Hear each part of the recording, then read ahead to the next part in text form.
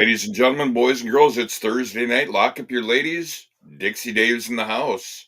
And I guess I should introduce this guy over here. I mean, I should be nice to him, but these headaches keep coming back every other Thursday. You know, so Crusher Crossen's here also. The 5-time loser, the guy who just got older, losing his mind because he's getting older, as you saw during the countdown. I mean, he couldn't even remember to change to show you what show we're watching.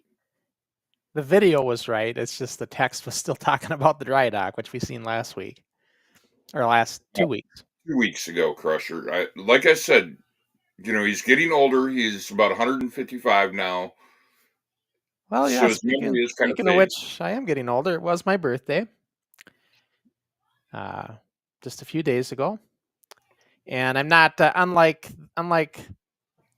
Tubby over here and the Canary Kid. I am not 75 years old, so they got that off a little bit. But yeah. I didn't say you were 75. I told them the truth. You're 155 now. Yeah. That's just this is the Canary Kid wannabe now, the wannabe heel, trying to be like the Canary. I think it was what we got going. Canary wants to be Dixie Dave. I mean, come on. But yeah, another day older, and when you get Dave and I's age, and Dave's not much younger than me. It's like birthdays are just another day, right?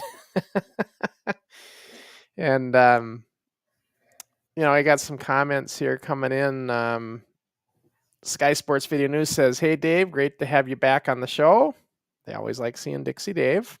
Oh yeah, I mean that is what brings in the ratings. So.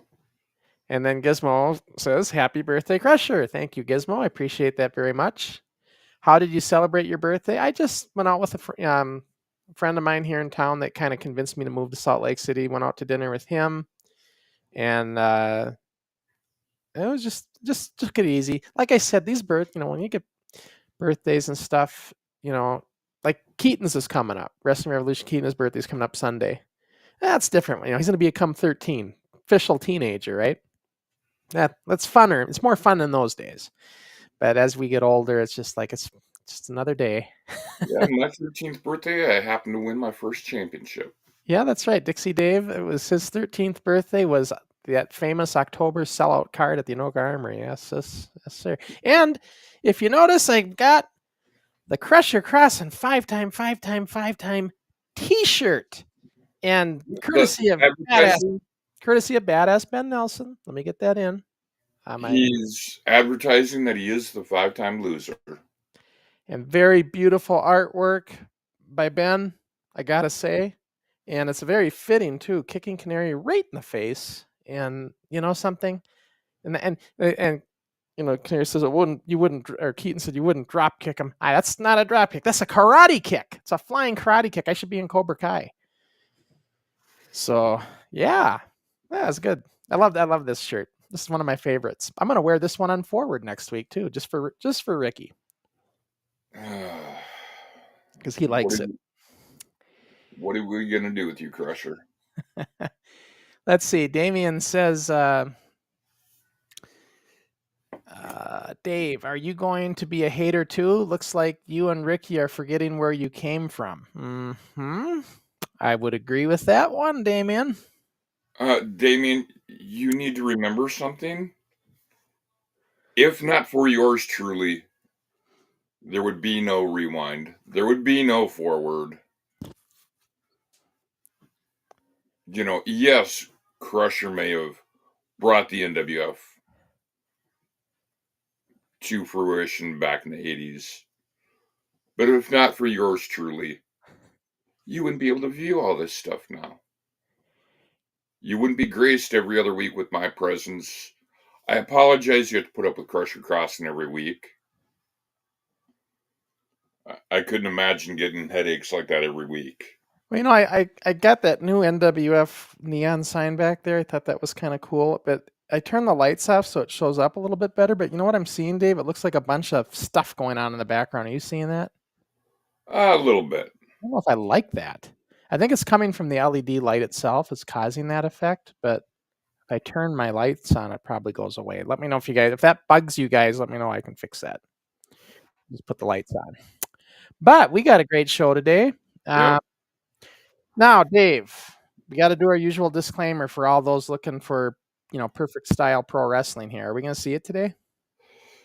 Sadly, no Dixie Dave's not on the show, so you aren't going to see the good textbook wrestling. Or You're at going to least see the better very rough, quality. early quality wrestling. Yeah, this is in our infancy, as like Dave likes to say. We are still learning. We really aren't. We really haven't got any guidance here, and we're just honestly, the league is probably 6 months old, and we're still kids trying to find our way. And that's what it is, guys. It is what it is. But remember, keep this in mind when you watch this stuff. This was well before backyard wrestling, probably a decade earlier, right? Yep. And it might appear to be like that, but remember, our thinking and the backyard guys thinking are two different ways of thinking of this. We were trying to emulate what we saw Yeah, on television. We weren't trying to emulate the hardcore, let's see how much pain we can take attitude. exactly. And so it's we really were trying to, and this is why a lot of guys, even today, when they even see this early stuff, they say, you guys had so much respect for the business compared to the backyard garbage, is what they refer to it as. Even though we didn't really know what we were doing technically. So just keep that in mind. It's not going to be quality, Right. but it is going to be fun to watch. And I know that you guys love this early stuff. I know we've talked about it a number of times. You like watching the early stuff. You like the progression. I get it. So, and by the way, just so you know, Dave, and I agree here, Sky Sports Video News, as usual, it comes up with the appropriate things to say. And he says, without Crusher, there would be no Dixie Dave. So in that little montage of yours and how this, without Dixie Dave, there'd be no rewind. Got a point there, doesn't he? Well, there'd still be other gimmicks that I used in the business. Yeah, but your started with Crossen, is what he's saying.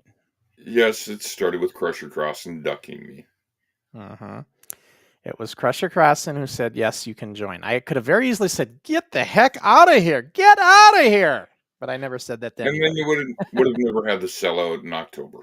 No, I don't think I turned anybody away ever. So let's see. Sports Video says, Dave, how long did you hold the tag team championship belt, the national tags belts? Being honest, it was only a couple months before my partner lost them for us.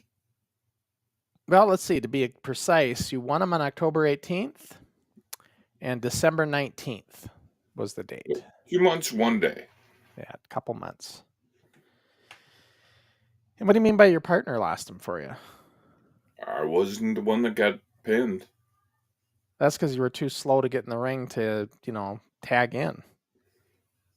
Who's the one that took most of the beating? That was you. There's no doubt about that on that one. So yeah, but that's we're talking about the Brooklyn Park Armory, October 18th Armory card. We were very polished in those days. Yep. I mean, much more than what we're going to see today. By the way, Dave, I wanted to share this. Let me see if I can do this quick. Share screen. I want to share a screen. I hope I just get the right one. Let's see. I think it's this one. No, it's not that one. Let's see. As I said, folks, the old timers disease is setting in on Crusher. Yeah, it's just like, where is it? Oh, here we go. No, it's not that one. It's like, I can't find it. Did it disappear on me? Oh, I rebooted. I think this is it. Now, let me see. Let me fix it. I got to quick fix it for us. Yeah, because it's not in the right screen. I'll fix this quick. But I'm going to show you guys something kind of exciting stuff. Here we go. Now that should be ready. And there we go. I'm going to share this. I don't know. Okay, there we go. I'm going to add this to the scene. There, can everybody see this? Should I make it bigger, Dave? A little bit bigger? Well, I mean, if you want to make it bigger so your eyes can see it. Well, because you don't have your bifocals on, so I just didn't know if you. I think that should be good. So yeah, another video going mini viral for us. This one was only up for 6 days, and look at this: 6.3 thousand views, 132 watch hours. We got 61 subscribers. Now that we're monetized, it's made $7. That's just from the ads. But yeah. Now it's starting to slow down a little bit. You can see the trend over there on the right, but pretty cool stuff that it's actually doing this. You can see the trend is just kind of going up. I don't know, and this is the Rough Ryan versus Dynamite Dude match that I put up there from show 40 from the garage, which we're going to be watching on the next episode of Rewind. We're going to be watching that garage episode. So we'll be seeing that match along with everything else. But yeah, sometimes these videos just take off like this, and I don't know why that happens, but we're certainly not complaining. But pretty cool stuff to see, But yeah, I just always like to share that to show you guys how it's what the algorithm's doing, and every now and then for us, pretty cool stuff. So I will get this out of here, and back to me and Dave. I don't know why this is up. I don't know how I got to this screen. As I said, ladies and gentlemen, the old timers. It just put me in there for some reason. I don't know what the heck that was. I just got rid of it. The ego of Crusher Crossen, Do you guys hear like that same chirping I hear on forward, where it's just that noise? It's almost like a jet engine kind of noise, but a chirping sound. Yeah, I think it's like the canary syndrome here with Dixie Dave. I'm not sure, but I think it could be. What are we going to do with you, Crusher? Speaking of Canary Kid, he, as you seen on our last episode, he made a pretty bold statement, Dave. He said that Sean Hernandez was inspired by him. I hope Hernandez didn't catch that. You know him better than I do as far as what do you think Hernandez would say to that? I think Hernandez would laugh it off. Yes, he would. In the real world, Sean Hernandez would laugh it off. Yeah. In a kayfabe world, Hernandez might say that there's a couple scores to settle. And he doesn't play light with the guys. Like, No. He throws smalls around like anybody else. So Canary Kid might get his match after all with Hernandez. And well,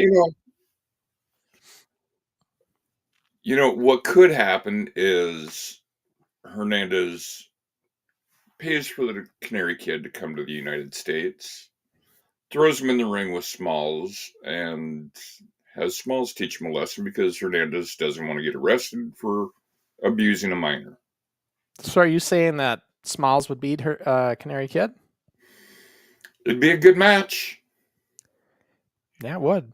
That would be one to watch, wouldn't it? Smalls, HBK. Yeah, any of them. CC Carter, who we're going to learn about on our next forward next week. We'll talk about that at the end of the show. But yeah, remember, Rewind, we look back at us. Forward, we're trying to look ahead. And that's why Canary's with me on forward, and we have fun and in character. And if I may say, looking towards the future, good luck to a friend of mine, Kyle, who next week takes off and goes to training camp. Yeah. Yeah, good luck there, because there's so many people training now. It's like nowadays everybody can get into indie wrestling if you have the money. They pretty Well, I much take mean, anyone. he is going to a school that our friend with the Minnesota Pro Wrestling Hall of Fame has stated is well renowned. Yeah. I mean, who better to learn from than Dr. Tom Pritchard? And Yep. I met Tom Pritchard when we were in Washington D.C. for a fan fest when we were there and promoting the book and documentary. He's a nice guy. and also the mayor of Knox County, Tennessee, Glenn Jacobs, will be Yeah. another one who runs the school. And Sports Video took note. Sorry, that's the wrong one. This one. Damien said, "Wow, Dave flipped on Canary Kid so fast it caused my head to spin." Well, I'm just saying, Hernandez is a very good trainer. I mean, who Yeah. knows what tactics he's taught to Smalls. Yeah.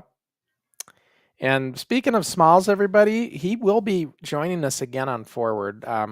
We have him slated right now to come back with us again in the middle of March. So Officer Smalls will make a second visit on NWF Forward. Be interested to catch up with him. He wants to get a few more matches in because he wants to bring some more current matches for us to watch. So he's very excited to come on with us again, and he wants to meet Ricky. So this should be a good show for that one. Well, guys, I know you want to see this show, so let's get this ball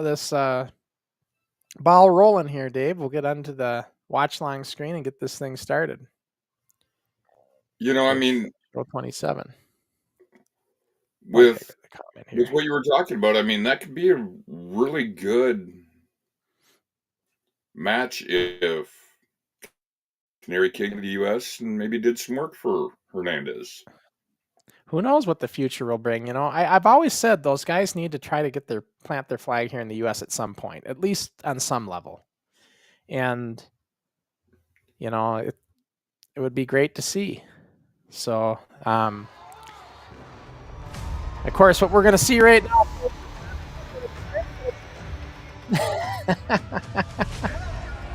And we're talking about Hernandez and Officer Smalls and all this new talent today, and they've got it so good compared to what we had it as.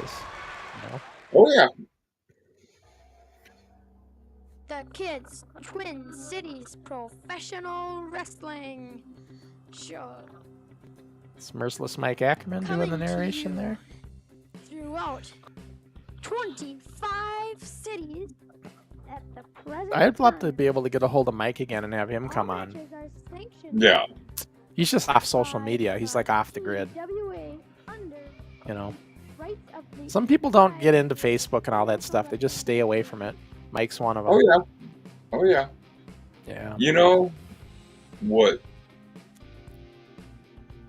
I would love to see is underneath the NWF banner, see some of these younger generation wrestlers from various promotions meet up. Yeah. And then, unlike the way it was back in the 80s when we were in the NWF World Heavyweight title could become an actual World Heavyweight Championship. He defended all over the world. Yeah, you're trying to say Crusher Crossen never defended it all over the world? Look, I went to Japan, I went to Canada, I went to Russia, I went to Australia, I went to Mexico. I've been, with that world title. So all in kayfabe. So it's interesting. Rich Taylor's interviewing Mike here because Mike got, if you remember when we watched the other Group W show a while back, Merciless Mike was put out of wrestling by Jackknife Jacob. Little kayfabe story here. So we're just continuing the story. So he's talking about getting out of the hospital. And our shows, we always, like what happened on one show would lead into another. It was very common like this these days. We were very storyline driven. Yep. So that should go when you get out. Just get the jackknife, huh? Yeah. Okay, Rich we're looking Taylor, very forward to seeing you professional. back here. Suit, We're gonna go always to had the the ring suit and tie, in just a usually moment shirt and and introduce our tie. first match. We'll be back right after this. I wish we had Rich longer. You know, he was only with us for a short time, 6 months maybe. Uh-oh, what's the news flash? After the tag team match between Crossen and Ackerman and Camp, so it's just going to explain what I just told you. I was treated for a concussion on the forehead and torn ligaments in the right arm. This sounds like something Rob wrote up. Rob Jacob, Jackknife Jacob. Luckily, it was not as serious as it was first seemed. You can hear us chitter-chattering in the background there. Live audio going on there. Yeah.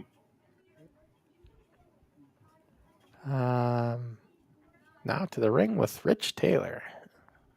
Good evening, ladies and gentlemen. Oh, Welcome Mike back got to caught on Peterson, camera. He wasn't Twin happy. Cities Wrestling Association, the Major League of Kids Professional Wrestling. Entering the ring at this See time, that our kid first there contestant, sitting in the out of audience? Anoka, These are Minnesota, actually kids that Brian came from school to be Peterson. studio audience. And Brian Peterson's He ends up opponent is wrestling, though, scheduled because to we were be short Madman wrestlers. So we Nash, said, but hey, just we need a received wrestler. You word want to get in the that ring? Madman Nash is not And gonna Baker be. did. Oh, hey, we got an opponent here. Just stepped Matt up Kelsey out of was the a studio Son, audience what's your guy, name? too, and we brought him in. Kelsey. Matt Yep. Kelsey, where are you from? Um, Okay, well, welcome to the show. You guys ready so this to go is the at debut it? of Kid I Kelsey, see versus everybody, Mike believe it or Ackerman's not. entering in the ring. What are you doing here? I just like to say that I talked to this. I was sitting. I'm around wondering if we have Wayne show McCarty in the and, crowd tonight, because I know he was he wanting to started see this talking, show, remember? and he said that he wants Yep. to wrestle, and I said, You know, Wayne's from the area, so he, and you know, I to him said, is like "Tommy's extra got a interested just because close he grew up I've watching decided that some I'm of gonna this take stuff him back on in the day. in the Crusher series." Right. Okay. Welcome to Um, the TWA, Keith. Keith, right? Sports Talk 117 says Matt. Keith. Okay. Call him Matt We're Keith. waiting for the referee. I have seen a few old wrestling channels are starting to do a show like Rewind. It looks like you guys are leading the way on the new trend. Oh, that's Okay, interesting. I wonder move what into your shows those corners, are. I'm guys. curious, Are you Sports aware of Talk. the rules of the TWA? Do you see anything like that, Dave? Just basically saying I have showing not you know yet. what moves are illegal. You know anything Well, about you know, wrestling. I wonder what they're watching. And just don't break none of the rules. And we're ready to go. We're off and running. Like You maybe know, they're old it- indie Twin shows Cities that they Wrestling had or Association. something.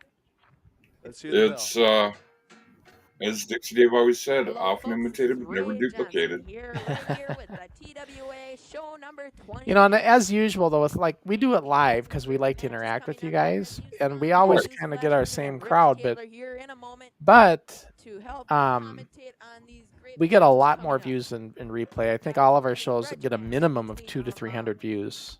A lot of Right. times more than that, you know, in over time. So, Should be a good one. Crusher Crossen is very angry. same with Forward. Okay, Kinda Rich does the Taylor same I thing. mean, walked in. we admit we're not for everybody. We're a very Welcome back to niche show number 28. Yep. This is your product. second show here. What do you think? And to those who love us, thank you.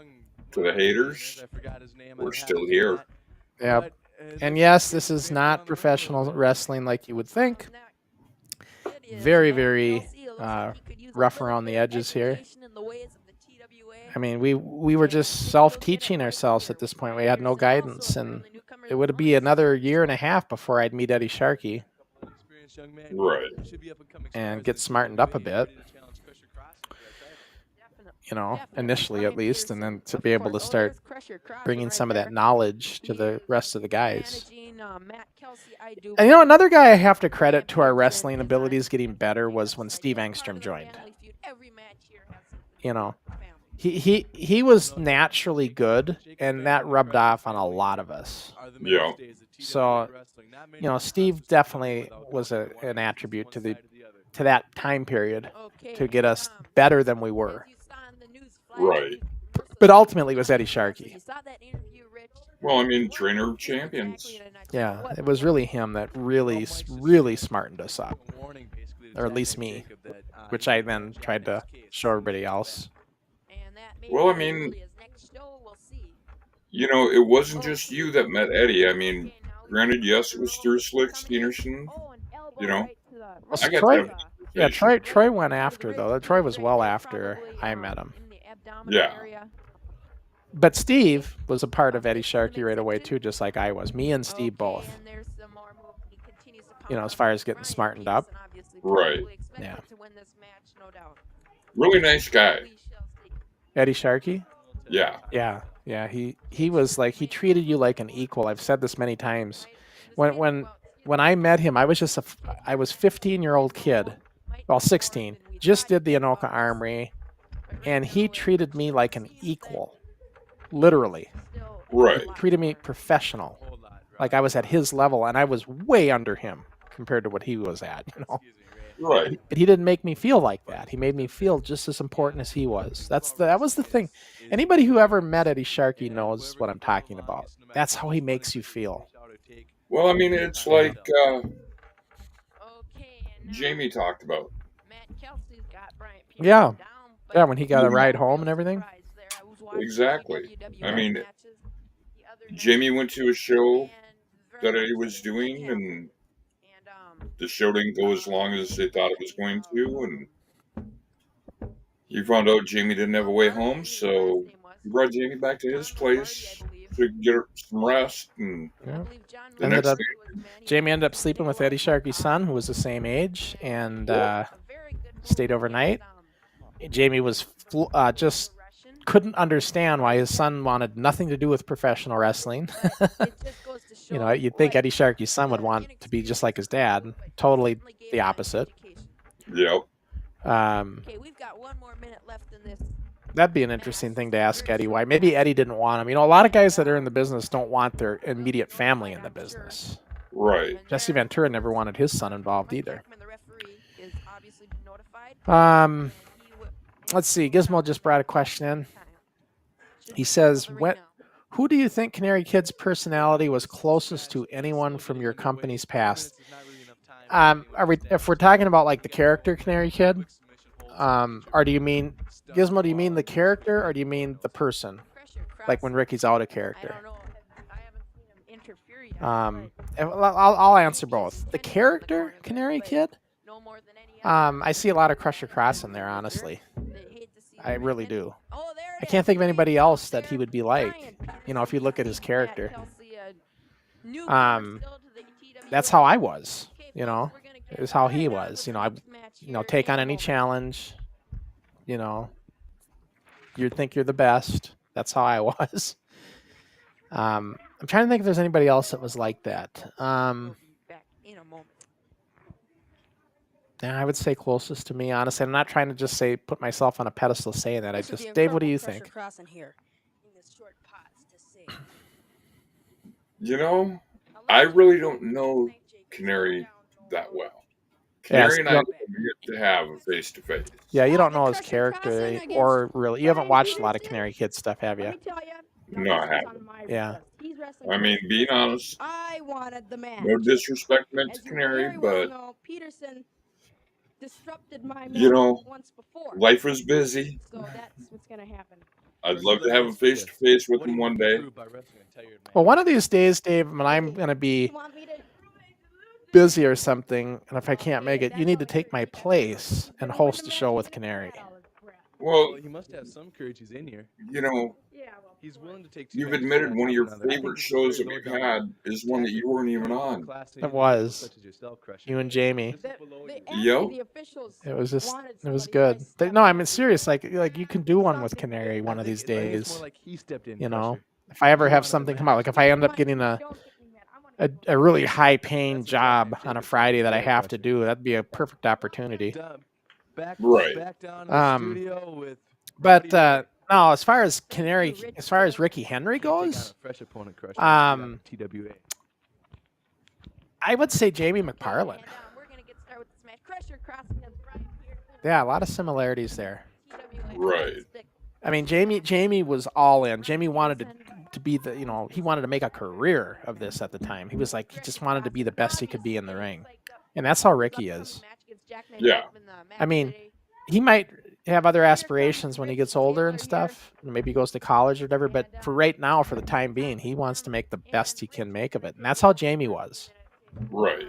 So, Okay. yeah, Just that's had what to I give would it a say. little tongue lashing there. Use jackknife. Gizmo says, or Sky Sports says, I wasn't sure if it would be Crusher or Kelsey. Nah, not really Kelsey. Nah, I wouldn't compare Kelsey to Canary. Kelsey didn't really like to bump. No. No, Kelsey Just done wrestled one match. had a little bit of a fear factor there on He's a little bumping. tired, But I just want you to Kelsey Crusher knew, I think Kelsey was the best at having the Gonna roll over persona that of a armbar now. character of Oh. all of it. Like, he really could Oh my bring out goodness, his that'll rip character, your triceps his Right. personality. Yeah, he was good Forearm. for that. He was Ooh, over sledge just to the because of back. that. Double sledge, I might add. Mighty painful. Because he mighty had the painful. gift to gab. He could do a Kick in promo. He the could do an side, interview. kick in the He side. was very good at expressing his Chris is going character. outside the ring after him. Right. Just Got wasn't a big on chair. bumps. He's hitting him with a chair. Yeah, we were light Oh with the my chair, goodness, guys. which- I mean, Peterson wasn't, though. When Peterson gets his hands on the chair, he nails you with it. But the rest of us were pretty feather hits. Like that one I seen of Hogan was hitting. Did you see that on Instagram or whatever? He's just doing these light chair shots. Like, what the heck? Steps in. When he's in WCW, it was like, we it was lighter than what we do. This match is gonna get out of hand Yeah. here in a Forget who minute. he's hitting with it. Better settle this puppy I think it was the down. Giant. Get some. Yeah, Get the just security in puppy shots with it, though. there. Oh. So you notice Rich Taylor gave me a real tongue lashing at the beginning of this match, Oh, he's got him in a chicken. saying, leg. "What do you prove by wrestling a tired Oh, man?" nice Because this reverse. is Peterson's Tries second to roll him match, over on his back for a pin. and he embarrassed me. Rich Taylor. Got him on his- I got him on mad the in there. wrong side to pin I him, went I'd after say. Peterson right when the bell rang because I was mad. Oh, ooh. 15 years old or Peterson whatever, on the 14 I comeback. think it Oh, he was. gets up. Yeah, Look 14. out, Crusher. Here he comes. Kabang. Hello. So Daddy. Rich said when he left, he said, "If you can't take on a Rudely fresh awakens opponent, the Crusher, why don't you get out of the Crusher TWA?" The Crusher That's what he down said on to the me. mat. He's staggered. He's weary. Kind of something Dixie Dave would say. Well, his fighting instincts allow him to come back and put on a couple good solid smashes of his own. Yeah, Well, no, go ahead, Dave. You know, facts are facts. You know, when you See the wrestle a Crusher man doing who's one of already his favorite wrestled, tricks, banging in the ring ropes. not really What fair it to does, that. I do Yeah, not but we know. all What do you always think, wrestled Roddy 2 or Ray? 3 times a show. It was very common. Yeah. Sports Video says, Crusher, how old are you in this video and how much do you think you weighed? Okay, I was 14 because this is in November of 84. And weight? Probably just over 100 pounds. Yeah. Maybe 110. At Matt Kelsey, we learned did have a little bit of experience, but not much to say of. He had wrestled in a few other associations, which we will not name on the air. You know, Peterson, he was a kind of a big oxy kid and a strong kid. I mean, he was strong. He's bigger than me. Okay, so we'll just give And you then Well, Peterson, that's different. but Matt Kelsey and was Peterson one of always those would people who get rough called with you. and He was kind of a left Thandar in a way. Yeah. So there's Very, no doubt very in our rough. minds that we will put you on this show as long as you You know, meet those and this is only his second qualifications show, for so the he's not as TWA rough now. But he would, in time, would get really rough with you. Like he would. Mike would get very mad with Peterson in the ring because of how rough it would get, and I would as well. I think all of us felt the wrath of Peterson at some point. You know, we'd always want to just. And Brian was so good at getting under your skin. He was a great heel, and he would get under your skin and you know, little aftermatch promos and stuff. He'd insult you. He was just he was good at that, and he would just get under your skin. I remember that. It says, Crusher, you look really small in this match. Well, it's really because Peterson's big. Peterson's a big kid. So he makes me look smaller.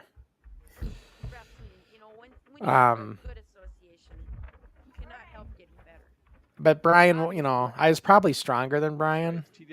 Not to brag, I just probably was. But Brian, you know, I could go toe-to-toe with him. I wouldn't take his shit, for lack of a better word, if he started getting stiff. And you're watching But this, keep it here. If you've never seen the show before, just maybe. But for the most part, Brian was a good guy. He and just maybe you'll watch the rest trouble of our with shows. Brian, you know, he was so good at he was kind of like the Nelly of Little House on the Prairie. He was so good at being the guy you love to hate. And I think Right. after a while he heard it in school all the time. Everybody's saying you're a dick. And I think that got to Brian after a bit, because then Brian tried to tone it down. He tried to not be like that so much. He's probably hearing it at school, you know. A lot of our friends watch the show. Oh, yeah. Yeah.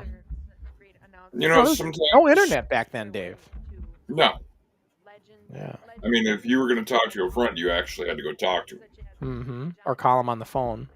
Yep. Famous words. The dial-up phone. Yep. That was hung on the wall. Landline, yeah. Famous match right here. And we want you to stay tuned for another great match. It'll be the match of the day. Crusher Crossen versus Jackknife Jacob. Don't you dare miss it. Heard that before too. Me too.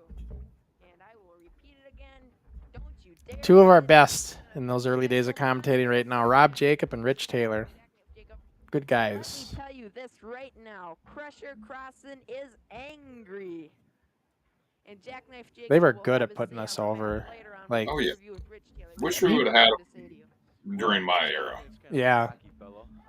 I mean, but we had all the guys we had were good. Chris Barger was good at putting us over too. Oh, yeah. I mean, we were just, like I said, we were very fortunate to have good people behind the mic. And I could Jason bet he has a Clausen. good excuse for this one, for what he pulled last time. He brutally attacked versus Mike Ackerman. Oh, he better have. I tell you that. Crusher Crossen attacking the referee. I was.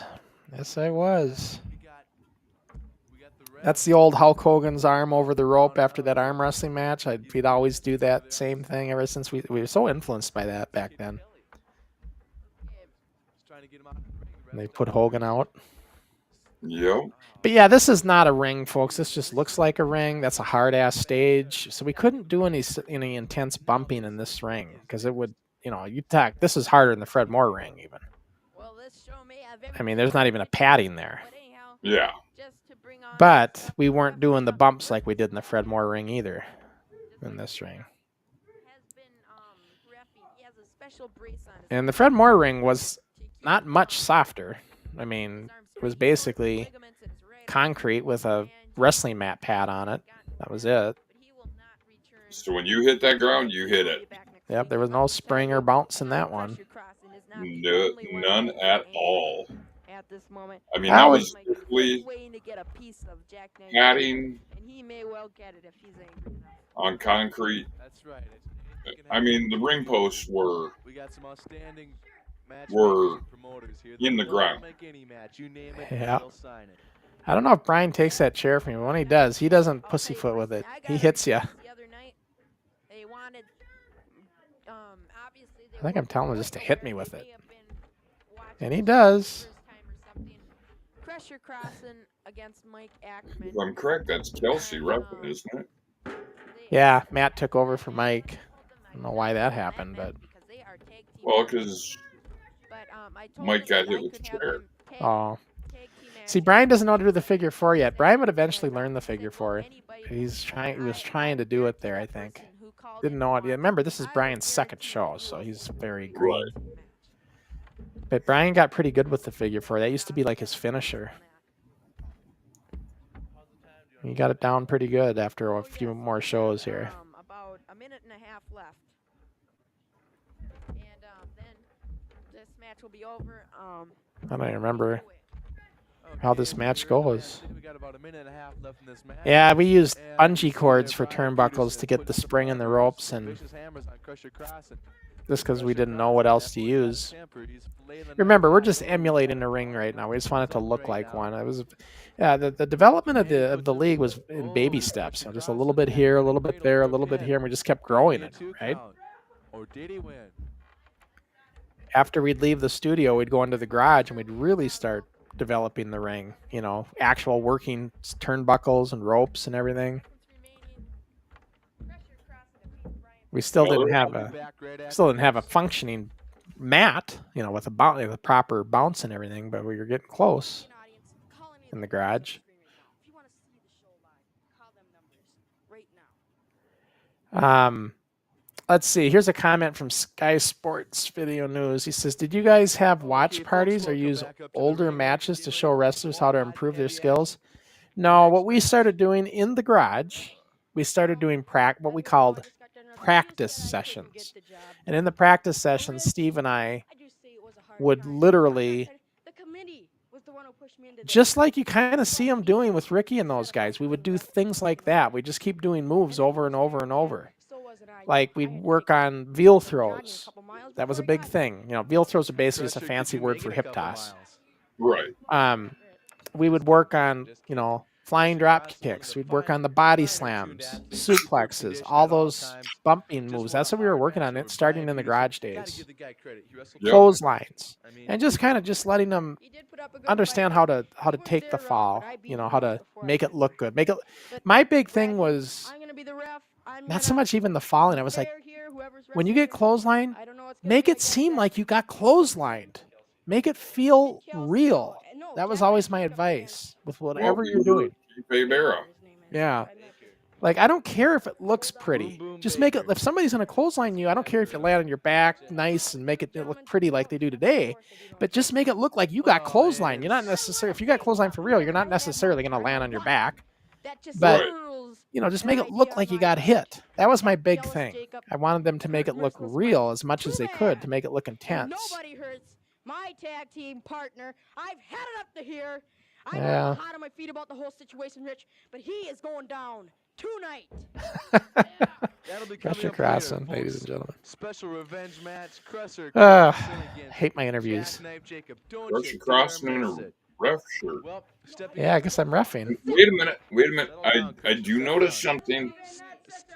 Not tucked in. Right now, Exactly. Jacob and his new protege, Brian He Peterson. always complains about people not tucking the shirt in, First of all, I asked but he Crusher won't tuck it in Crossen himself. Not to interfere with my interview. You're the referee. You're not supposed to do that.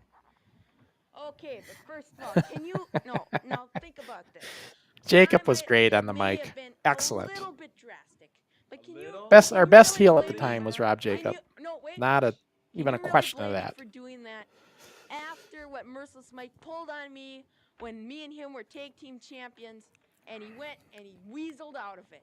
Well, Jackknife. He deserved it. I can understand. You're a newcomer here, right? You may be his partner, but this is his time. It's always funny to watch these little in-ring moments, Okay. I can see, little interview moments we do. I can see. Crusher trying to be Andre the I Giant. see the drastic Yeah. measures of hurting a man as serious as you. Uh-oh, Baker's coming in.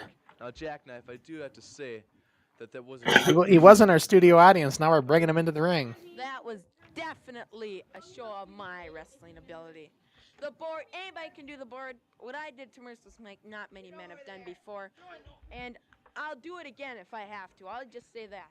Okay, well, we're about ready to go down. I'll be a Jacob. respectable ref in here. Kind I'm of not threatening gonna like pull Canary any Kid likes to do, eh? After the match, the next match is me against. It'd be the interesting Eagle. if you ever headed over there. Okay, the match about ready to come your way. Boom, boom. Oh, here's a Baker comment.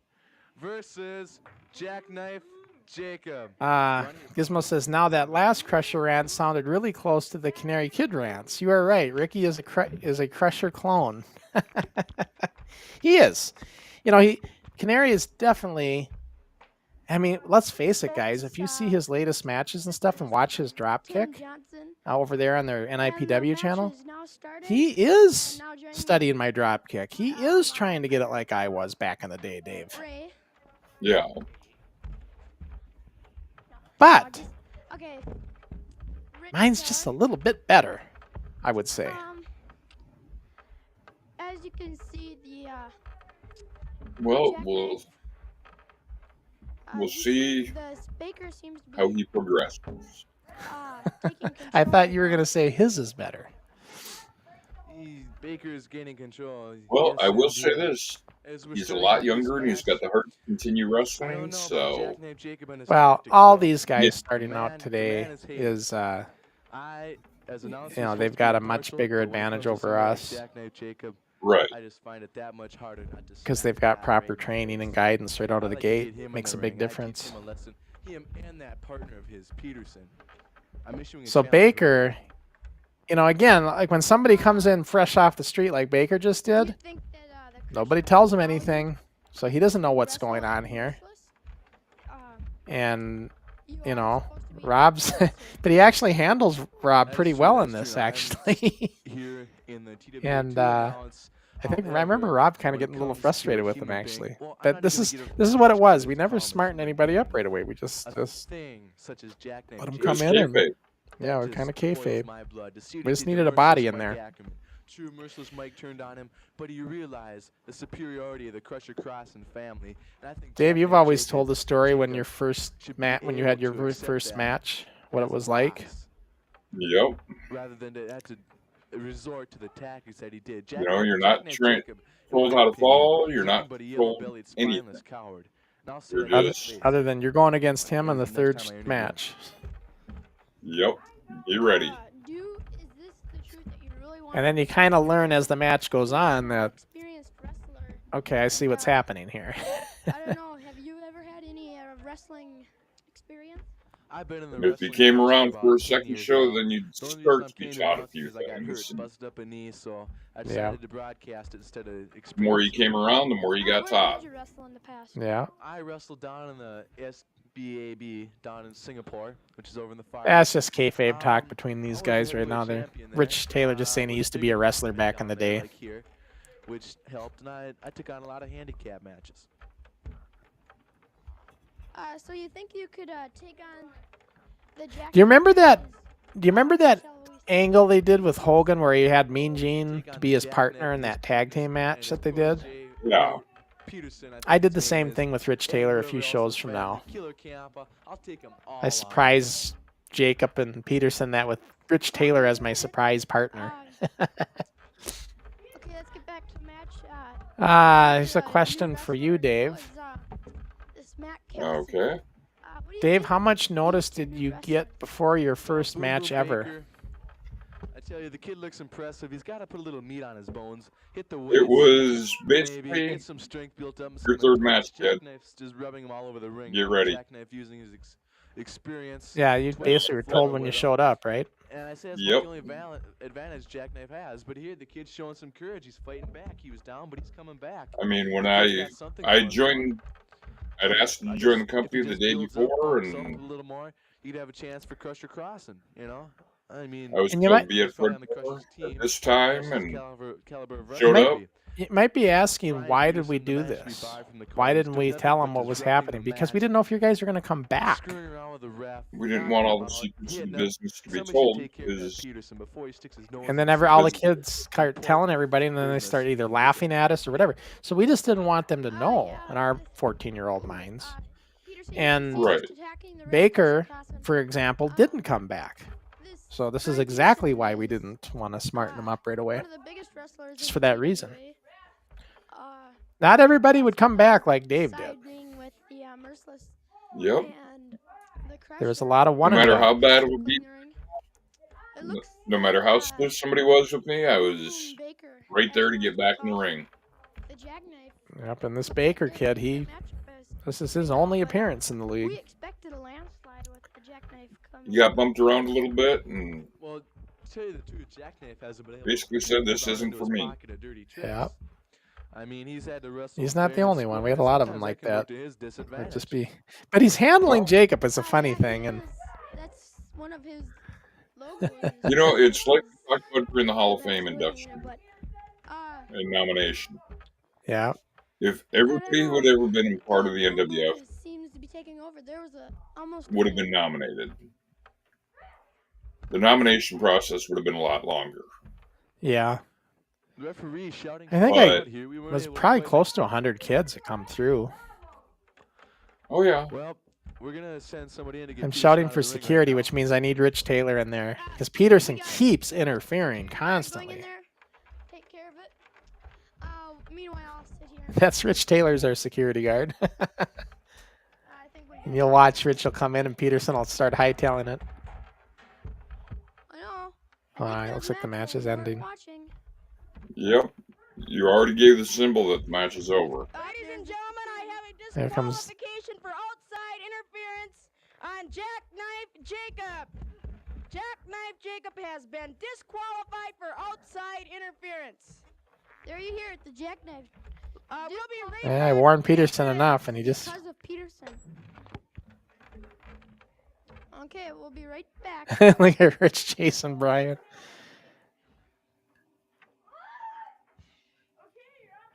Hello, folks. Yep, This is wild and crazy times in Group W cable, I tell you. There you can see. Can you name the tag team champs? I am very, very upset. I'm out to get that Jackknife. At this point in time, anyway. 28. I honestly don't remember right off the top of my head who would have been the tag champs. I think it was Mike and Nash versus Okay. Madman. just to, he's put me out of this wrestling for too long. I can't afford to miss these shows like I had. It's like little live, little audio interviews during these intermissions. Yep. As we said, we're trying to find our way. Yeah. You know, in some of these Group W cable shows, we'd have a ton of wrestlers. Like the next show after this, we had like 3 times the guys that we had on this one. Right. So sometimes we'd have everybody show up. Other time we were limited and we had to bring guys in from the crowd. We did this one. On my part, just when I see guys like him and him resort to things like that, it tends to boil my blood. And we're back with a match you've been waiting for, and I know the Crushen's been waiting for this match too. We have in the ring right now. Manager, and that's me, number 1. Number 4 in a Do we have a series of question 3. from Damien? Yeah, we do. I was just going to wait for the match to Get out start of the ring, too. while they're talking so people can hear what they're saying. Right now, in the ring right now, weighing in. Jackknife wants to do his say. Wait a minute. 108. Oh, 112, he said. Right now in the ring, Jackknife Jacob with his new protege, Brian Peterson, the ref. Jackknife, what you got to say to the folks? Excuse me, but I did not exactly enjoy that last punk's wrestling antic. I got a little mad out there. And the next time he tries to pull a stunt like Yes, that, he did. I'm gonna have my whole family come out there and waste him. Remember, hey, take your hands off. Look at Rich going after You're Brian. gonna be a freshman crotch. Yeah, the Hulk Hogan influence. Yep. That whole entrance. Let's act like the true professionals that we are, okay? Hogan was such an influence, not on just me, a lot of us back then. Outburst, and let's just get underway with the action. Crusher, you have your chance to get vengeance in a minute. I'm gonna get that revenge, and let me tell you, Jackknife's dead. Nobody bugs around with Merciless unless he gets through me.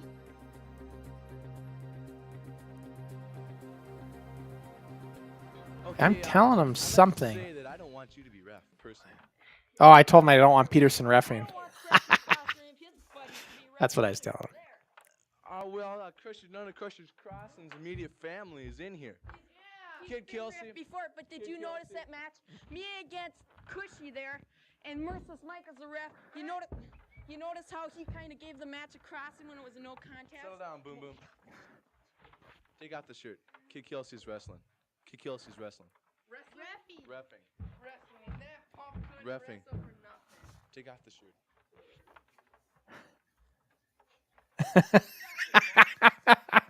We're changing the ref, Dave. We didn't want Peterson to ref. We didn't trust him. Kelsey just withdrew. Boom Boom Baker.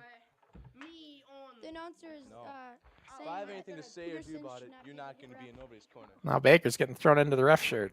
Okay, folks. Yep. Hop right into this match. The match you've all been waiting Yeah, so this question here from Damien. Let's bring that in. Match between Crusher Crossen, the TWA heavyweight champion. Crusher, and when Jackknife Jacob, the when you are in the ring, in there refereeing, do you give advice to the wrestlers in the ring? Sometimes.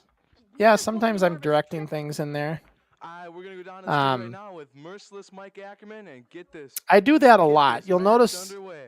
it's just my unprofessionalism at the time, but you'll notice like when I do an interview, something, I'll put the mic down, and I'll be telling Rich what to do or whoever. This is a I'll noticeable give cage match, instruction or anything direction goes. to whoever right after I'm done talking on the mic. You know, if you notice, I'll do that. Yep. Yeah, Rich not the way to do it. It's just we're recording the show, and it's like we don't have there were no do-overs in this. We're recording it as it is, right? Yep. We didn't like say, oh shit, that didn't work. We're gonna do that again. Let's ring the bell. Nah, we didn't have time for Oh, I that. guess it must have already been rung without- We only had a 3-hour block in the studio, so we had to get everything done. Yep. You're very furious over the Um, going on. Sports Video says, Crusher, with Hulk Hogan being your inspiration, I am surprised I have never seen you once rip your shirt off like he does. I actually did do that. Sure to lose this match. I've done that a couple times. And I think we already seen him, though, in some of the earlier Group W shows. Yeah, I did do the ripping of the shirt. Mike did as well. Who's gonna win this Versus match? Mike did it too once. And And the Crusher, I literally saw. But not all the time. I only did it a couple times. I know for a fact he's gonna Yeah. smell over Jackknife Jacob. Jackknife Jacob. We does probably not shouldn't have stand a been using chairs. We just weren't using them right. Yeah, We were being way too light with them. And we're not going to nail each other hard either, so. I remember one time I did an interview with Rob and I went on. Rich Taylor, our announcer here, had his own cable talk show. It's called the Cable Talk Show with Rich Taylor. And he had me and Rob come on as guests, and we were in character. So Jackknife Jacob was out there, and I was out there, and we were doing this interview, and it got out of hand, and Rob wanted me to hit him really hard with the chair. And he's like, I want you to hit me hard. And I did. I nailed him with that chair. And I remember Rich thinking, oh my God, you guys, what are you doing? Because he didn't want us to do that. Because it was the hardest chair shot we ever took on our show, I think. I really nailed him hard. With the flat side, of course, you know. I was going to ask if you were smart enough to use the proper side of the chair. Yeah, so it's like, and then probably gave him a goose egg, but it was a hard chair shot. I wish I had that, but that wasn't my show. That was Rich's, and I'm sure that's nowhere to be found now. Jackknife laying on the ground. Yeah, Rob was, Rob Jacob in reality is kind of klutzy a little bit as we were growing up, if I remember with Rob, but Rob wasn't afraid. Like he didn't care. He told me, hit me hard with the chair, hard. Rob was not afraid of anything like that. Okay. After a while, I think it was when Brian Peterson gave Mike Ackerman a minor concussion. At least that's what we said. Kayfabe. He had a big goose egg, though. Mike got hit really hard with Brian with the chair, and at that point we said no more chairs. And if you brought a chair, it was an automatic disqualification. That's why those garage shows don't have a whole lot of chair usage anymore because of what happened in Group W Cable. Well, not just that, but we weren't in the studio to have the chairs available to us. No, we had chairs in the garage. Lots of them. We had a bunch of folding chairs for everybody to sit on when they were, the crowd. Yep. But it was because of what happened to Mike, we set that rule that if you'll get automatically disqualified if you bring a chair in, so nobody did. That was like a real, like you will really get, the match will end because we didn't want people using chairs anymore. Nope, almost saw a second camera shot there for a second. Yeah. Yes, he is. Jackknife doesn't even see him. It's the problem with this ring in the studio. You can't go off the top rope, really. He pushes him off. Great move by Crusher. Crusher is hitting him. That was the nice thing once we got into There goes Rich chasing Peterson again. Peterson's running for Red his life. Mall. Going off the top rope, and Crusher and Yep. Jackknife still fighting. we had a little bit more headroom to do it too. Jackknife's Right. legs are against the ropes. Because in the garage we could do it, but we'd almost hit the ceiling. Oh, pile driver performed excellently by Crusher. One of the best men in the business doing pile drivers. And he's hitting him over the head. Looks like. That is Matt Kelsey commentating right now. He's dragging his arm. Kid He's Kelsey. gonna jump on top of his arm. No. Oh, he's gonna ram his arm. Oh, Matt was a die-hard wrestling fan. Die-hard. Well, we all were. Well, we were, but there were some of us that were more than others. Right. And Matt was one of those that were more than others. He was in that club. Over the head. Like, yeah, he watched everything. As the ref backs off Crusher. Ref gets out. Oh, he's. Ooh, nice forearm smash over the head by Crusher. I see a question coming in here from Sky Sports Video News. He's been in so much pain and It says, Crusher. how hard did you find editing these matches when you first started out? It really wasn't much hard because we recorded them like live, start to finish, and then we just had to just lay them out on the show, transferring them from the 3/4 to a 1/2-inch master. And we pretty much, like these Group W cable shows, they were all recorded start to finish like they needed to be. Sometimes we would do interviews ahead of time, and we'd have to edit the interviews in Right. some of these shows. But This change and in back when wrestling Dave was around, is we would hindering go to both the Kelsey studio going into still just to do the interviews. Right. So we record all our interviews in front of that blue curtain, the and we rest- put them in It's kind of between like all our the matches. Tuesday Night Titan show. Jack Knight. Yeah, and then we did the Saturday special where we had the desk and everything. Yeah. And but I mean, we actually did stand-up interviews in here too. We do whole days of that, Like about Yeah. 5 of them. mainly for the Armory shows. You know, building up for the Armory cards and stuff. Because we literally operated like the wrestling leagues did back in the day. We promoted ourselves on our cable show for the big event that's coming up, It's too confusing. which was our Anoka Armory cards. Left and right. Which So we're always Jack promoting Knight an needs Armory helpers show. for his matches, but Crusher doesn't. Kelsey's saying that the jackknife does need help for his matches. Oh, I'm hot on my feet over something here. Peterson, but he's also saying Oh, I'm going against Jacob. Yeah, this is my grudge match because I want to beat him up because of what he did to Mike. That's what's going on Yeah. here. Jackknife Jacob. Ooh, a beautifully executed. Yeah, because Mike and I were a tag team. I mean, we weren't him and Nash were the champs, but me and Mike, we was part of the Crossen Ackerman family that we had. Crusher The hit two stables, killing the him. Jacob family Right. and the Crossen Ackerman family. I said it before. I don't know if it Baker was doesn't know how to do a TikTok, 3 count. He but uses his Jackknife foot. needs helpers. Crusher's family doesn't need that. The Jackknife family must be related to Bobby Heenan.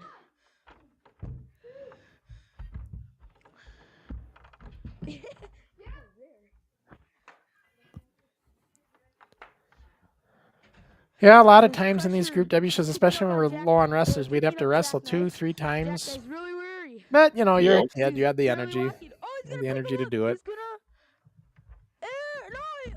Some kind of body slam.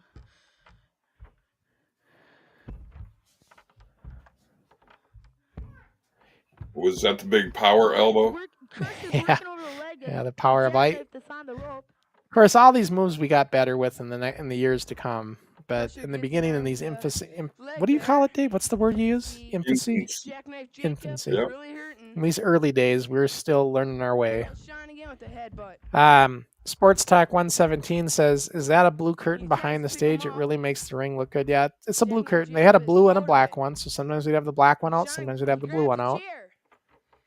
And, Sean grabs a chair, he puts it Yeah, in it the gives ring, nice he climbs separation. The in. blue does. I kind of always switched it out. I kind of go every other show. I'd try to switch it out. I think go blue, then we He go hits him black, over then the go head. blue. The reason there's a blue curtain is because back in those days they would do chroma keys, and now they use green screens for this. But back in the early days in the 80s, they didn't do green; they Hits him did blue. twice on the back. It was blue that they chroma keyed out When he has with. it up, For Right. hit him people who know again? video. or is he just Now gonna it's a keep green his screen, strength though. out? They found that blue was too much of a common color, and that green's a better color. Hit him. Because a lot of people wear Crusher's blue not shooting. jeans, Hits him blue and again. stuff. You Hits have him blue on your again. clothing, and that would It always looks like interfere with it. Jackknife is about out of it. As he But picks that's him- what we called it. picks The him up effect by was the called arm. chroma key, and it was a way to take the background out. Right. Still picking him up. He's gonna And then flip him Sports over. Sky Sports wants to know if we had backlighting on the curtains. We did. There was a whole array of lighting above us that we could position those lights in any direction, any way. And yeah, we would light up the curtain. We'd light up the stage. Yep. Oh, nice. Looks The like bolo punch.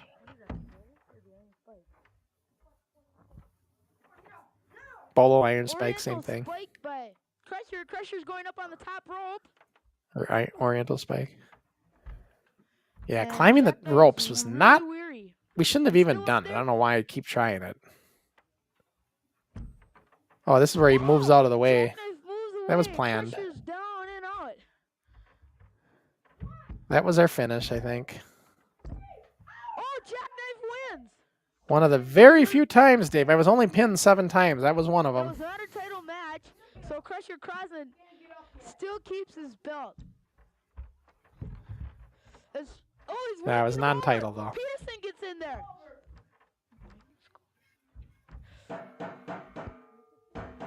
Merciless. Peterson is in there. We know Rob Jake, or we know. We should have told Baker how to do a damn 3 count, though, instead of using his foot, Yeah. huh? See him any minute now on your TV Yeah. screens. 'Cause there he is. Yeah, this Look at stuff him. is really rough, That guys. I everywhere. know you like watching it, but Merciless Mike I watch it getting and I in there. cringe because I'm thinking, my gosh, what were we thinking back then? Him and Crusher are working over on Jackknife. But it was the beginning. It was the 6 months into the league. You know, we're just kids at this point, just trying to find our way to get. Oh, Reynolds Well, is the heading one to thing the we win were, as Dave, we were Peterson shoved determined, out by we were Boom Boom relentless, Baker. Well, and Yep. we never gave up. We just kept plugging ahead. To eventually going into the Anoka Armory with 450 fans and the professional ring and everything, right? Yep. 1, 2, 3. Crusher still keeps his belt. Over. That's the cool part about it all. I mean, no offense to Jeff Densmore or Dirty Ernie or any of them, Yeah. but I think the era that I was in was the pinnacle Jackknife of the Jacob is the NWF. winner. Yeah, and I don't think Jeff would argue that. Jeff knew we had it. You know, we me were at a tell ya, peak that incredible. as well. I think he's even Crusher said Crossen as winner. much. And you see the answer. Merciless Mike and Mad Um, Nash. Honestly, and I'm no offense to Ernie, but Ernie, if it wasn't for us, Dirty Ernie wouldn't be doing it today. Very, very, very, very, very, very, very, very, very upset. You know, it was really us that got Ernie into this whole thing. And Yep. Stuck in my business. um, I get used to that. Ernie You know. saw a chance with us to get into the business, and yeah, Better than everybody in the whole association. Well, let me show you the people. and all those guys, and Jeff has said as much. You know, Right. I had him under when he's control. come on He with didn't us. Get nothing out of me. And then I did that super fly, and the typical weasel that he is, he slooped out of it.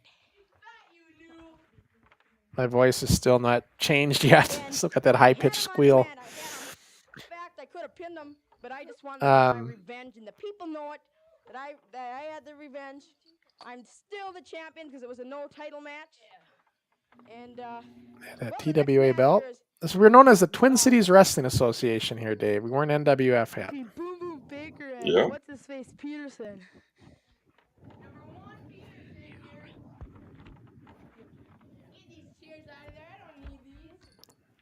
Yeah. Let me Let's see. tell ya, Sports Talk 117 says, which already got Merciless I watched it Mike and really down laughed to hard when I saw him counting with his foot. It was cold, and I know. Baker's like, we Peterson. should have at least told him how to He's so ref. mad in I don't know this what the ring, hell we were I thinking. coulda went But that's after just it. You're him. in the I middle knew of I recording the shouldn't, show, and because there's I could've just just not said, a, you know, now, Daddy. we only have 3 Peterson hours. And dead. plus, you got to remember, we got to have time to set the ring up and take the ring down as far as those Yep. posts and ropes and everything, and clean up the studio and all that stuff. So. And when we get there, we have to calibrate the cameras. Every time you turn the cameras on, you got to recalibrate them. This next match will be between And if you don't know what that Boom means, Boom you get a chart. We put a chart out there, and we'd Baker have both versus cameras zoom up on the chart. It is a kind of a Pile grayscale Driver chart, Peterson. and you'd have to calibrate it to get the Pile colors Driver, excuse so me. they're the same on each camera as best we can, and get the iris set and everything so that each shot looks the same as far as color and right. contrast and all that kind of stuff, brightness. That takes time to fiddle with that. The words of Pile Driver Peterson, and we're waiting the arrival of here he is, Boom Boom Baker. Um, You're not gonna win this game. Gizmo's saying Hold it. not gonna win this game. That's not a game, Baker. Crusher, do you think you look younger or older now that you have cleaned up the videos? I don't know. I mean, I was 14, and I guess I look 14.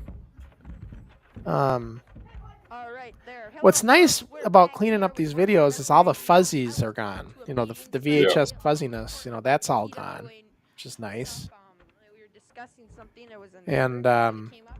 Quickly solved the But as far as I don't know, I don't really know. What do you think, Dave? Do you think I look younger or older?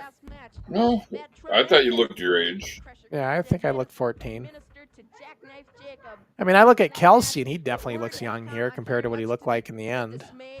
Right. Brian Peterson, if you look at him here and then look at what he looked like on the October Armory card, because Brian came back for that. Right. A lot different. Brian was a lot bigger. Yeah. Brian really grew a lot. I still say I would have loved to have seen a match with Peterson versus Van Dam. Well, we had it in a tag match, Dave. In that October Armory card, Brian took the place of Chris Barger to go against the Barbarians. And if you remember, Thandar gave him a flying shoulder and knocked Brian on his ass. Remember? Yep. But you mean like to see a solo match with them? Yep. Yeah. Let me tell you, Especially when Brian was more in his prime of being rough. typical weasel as a jackknife is. Because Brian kind of lightened up a little bit in October compared to what he used to be. He bailed out of it. That's how it was done. The You know, people know it. Peterson in his prime And, versus I Thandar in think his they prime. had enough say on Yeah. that. That would have been a Well, rough and tumble definitely must be match. very Yeah. disappointed that you lost match after it seemed like I know Brian, we haven't watched it, but on our 50th anniversary show, he went against Todd the Bod, one of the ring warriors, another roughhouse guy. And Yeah. Brian and him went like 20 minutes. It was a long match. And it was an intense wrestling match. These are back in the shoot days, so I think it was for the national title. Come down So at about 6-7 feet vertically and hit that mat. It's gonna do something. You just go blink. You see the stars. I'm sure you are very disappointed though. Oh, disappointed. I'm really kind of, but not the fact that the jackknife's kind of hurt right now. I knew I had him. I knew I had that arm down. That Next man who brings a wrench into the he did it. wrestling ring will be disqualified. I mean, the man, this Peterson, whatever his all right, name is, Kelsey trying to set the rules here. we are, the Peterson We're almost to the has end of this been show, great. guys. This is the last Call for match. that. Now that I'm But yeah, Yeah. these Group W shows are they're rough around the edges. There's no doubt about that. Okay, and For those people where's just the tuning in, remember but we you have heard, I just want- learning our you are role, aware learning that, the ways here. We're just kind of Jackknife Jacob's going the through the worst motions, guy really with developing our sore arm. characters. Really. That's about all. Um, And well, we're gonna get having a lot of fun though. I mean, even this, you know, you gotta put yourself back in 1984. No internet, no textbook style wrestling, perfect quality wrestling. And you're a kid and you have the opportunity to get on this show and be in what looks like a wrestling ring and emulate being in professional wrestling. It was a rush, even at this level. Yep. That's the one thing I can tell you that nobody will disagree with me on that ever was involved with it back in this time. They all say the same thing I'm telling you. It was just a thrill to be on the show. It was fun. It was like really look forward to it, even in these days, you know. The winner of the match And is Boom Boom Baker. you know, just we knew we had something going here. We knew there was something special about this show by this time. So that's why it kept us all going. Yeah, the Boom Boom Baker won. I knew he would. Let's hear what he has to say. The winner of this match You know, it's by like we've said, disqualification is the Boom Boom Baker. death of the NWF was the adults taking it involved. Oh, Yeah, especially Luscious Larry. He really killed our momentum. We were on we had a real momentum going there before Larry tried taking it over. Yep. Yep, you see it on your screen. The answer is the Incredible Crusher Crossen. Who is me? The Incredible Crusher Crossen. Where do you think I got that from, Dave? No clue. You know, For more information, Yeah. call I just can't figure it out. And of course, my Merciless Mike Akron, my tag team partner. You call us. You want to know anything about the TWA or any sort. We had one caller the Yep, other night. this who is wanted to after see Luxury we Lane were had the left. Merciless. Well, we're a Yep. tag team. We can't do that.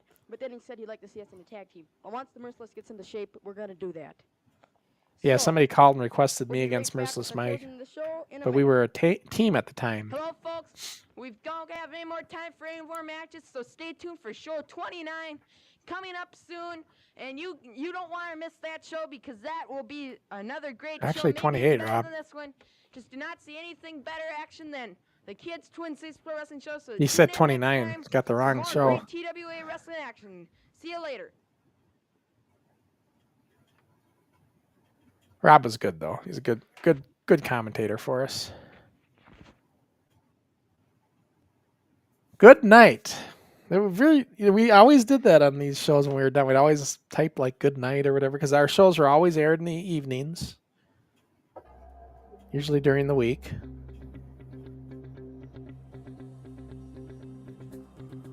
The Kids Twin Cities Professional Wrestling. Yep. It wasn't NWF yet, folks. It was still...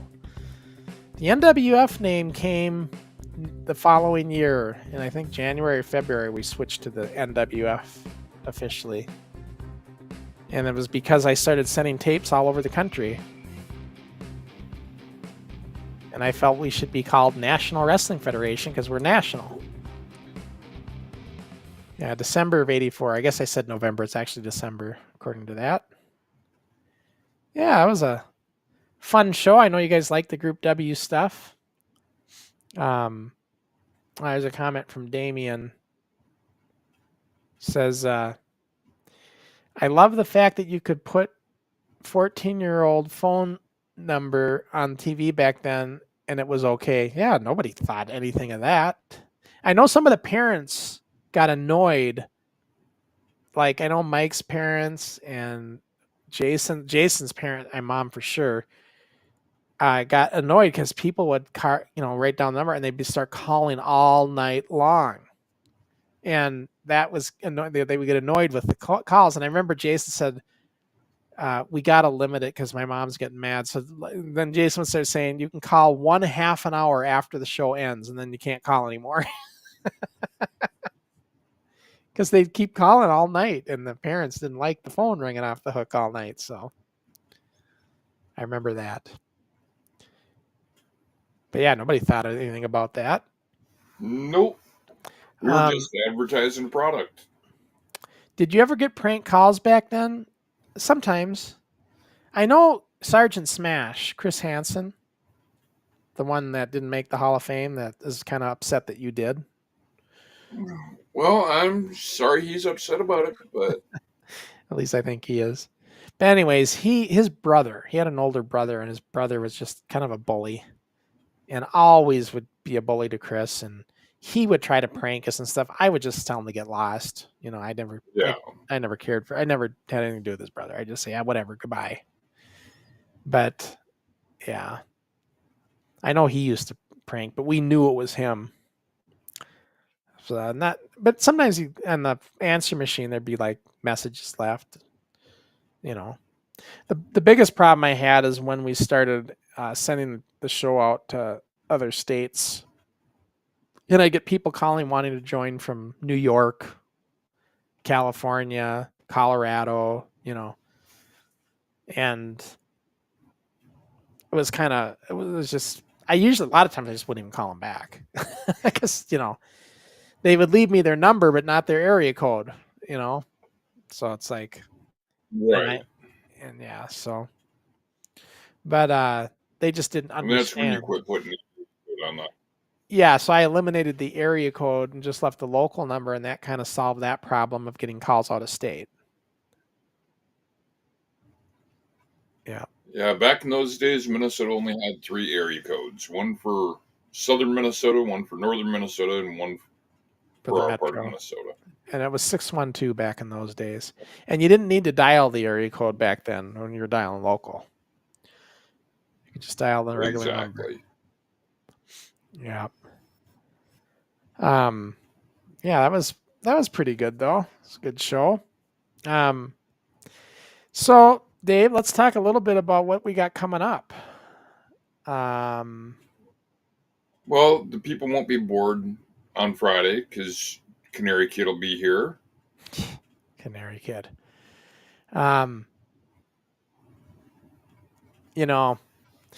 Again, for those of you who missed it, Badass Ben Nelson's beautiful artwork on a t-shirt.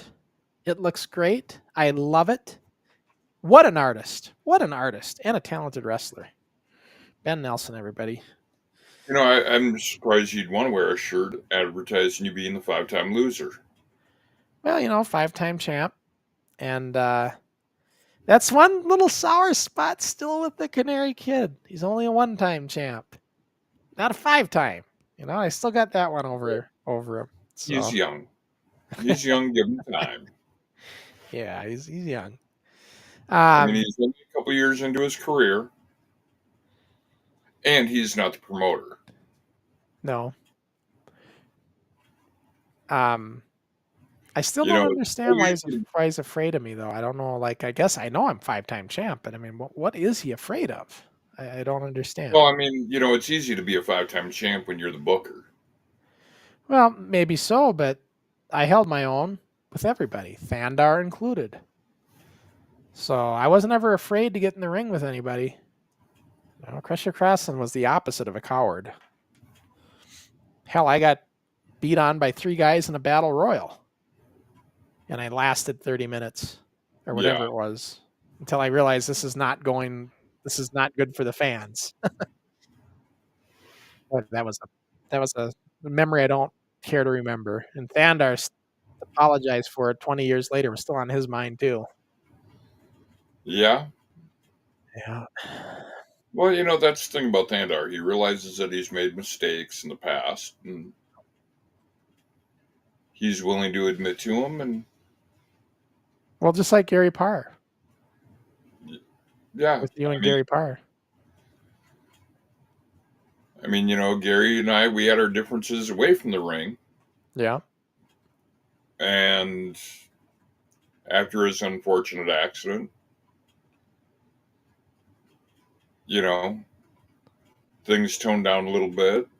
And in the past couple of years, he and I have even put things at peace. Yeah. I was thinking to myself, Dave, and nobody's asked this question of me, and I'm gonna ask it for you guys, but like, who was the toughest opponent for me as far as physically tough? Like, it was a hard match because of it, Thandar is certainly one of those guys. Oh yeah. Thandar, I would say probably was the toughest. Because I was outmatched with him. Right. And it was a physical. Anytime you got in the ring with Thandar, you were. It was going to be a night. Yeah, and it was like a physical contest. I mean, like, and egos and stuff clashing in the ring, and that was a rough match. And right. But surprisingly an entertaining match, because I remember when that match aired. After it aired, I talked to Greg Bushman, my producer at the time, was doing all the technical stuff. Right. If you go to the studio, he'd be my director for those Saturday shows and stuff because I was the host. But anyways, he was talking about that. He goes, "Yeah, my friend watched that match you have where you defend the title on that show." He's talking about the Thandar match. He goes, he said it was such an entertaining match.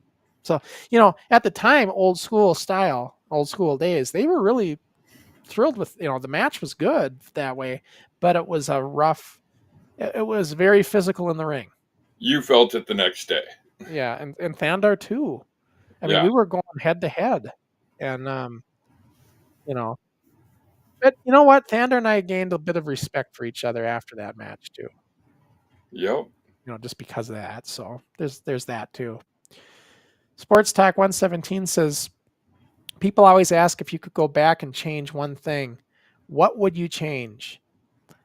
If I could go back and change one thing, I would have saved every single master tape. Yeah. The raw tapes, not the edited ones. The raw mastered tapes, every one of them. So I had everything, and not just the shows, the Saturday afternoon shows, the Monday Night Madness shows, which I have none of.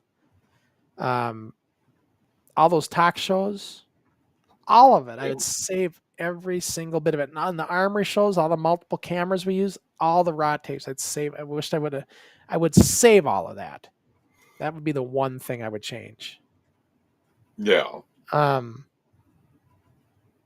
Because it would make such a difference today if we had all that. It would tie the storylines together better. And we'd have much better quality. Right. Videos. Remember when we would record a show and I'd have it on the master, I would then edit it down for the actual master that I'd keep to air. And that's what I've kept. So it's got a generation loss doing that. And when we'd go from the studio, we'd have to go from 3/4 down to 1/2 inch. Right. If there'd be a way to save all the 3/4 inch studio masters, oh my gosh, that'd be great. So, because that was better equipment. better quality and everything. Right. But yeah, I mean, that's what I would change. What would you change, Dave, if there was one thing that if you could go back in time and change? Well, I mean, if I was if I was in your shoes, one thing I would change would be keep it kids. Yeah. Yeah, I can see that too. Yeah. You know, Yeah, not have the over 18 crowd having matches with the under 18. and on to piggyback on that, like when Larry tried to take it over, I should have stood up. I should have stood up and said, no, you're not doing that. We're not doing this. We're under the NWF banner. We're not going to do 2 leagues. There is going to be no NCWA. We're all NWF here. And the other thing is with when Ernie wanted to buy the ring from me, right? And take it over. I kind of wished I would have said, no, but I will let you use the ring. I'm still going to own it. It's still going to be my show, and I'll do this with you guys. And you guys can transport the ring and stuff since I don't have the means to do it, but it's my ring. Right. I didn't have to sell it. So I kind of wished I wouldn't have not done that either. In a way. Yeah. But Dave, what would you, for you though, what would you change if there's one thing you go back and change if you could? I don't know. I might have stood up for myself a little better. I mean, my philosophy back then is I'm the new guy. I need to do whatever. Have a little more self-confidence? Yeah. Yeah. Yeah. Back in the day, I wasn't the most confident in the ring. No. And I'd kind of let the other people guide me along. And a lot of guys would get frustrated with Dave because he wasn't up to speed all the time right away, and they would really rough him up in there. Right.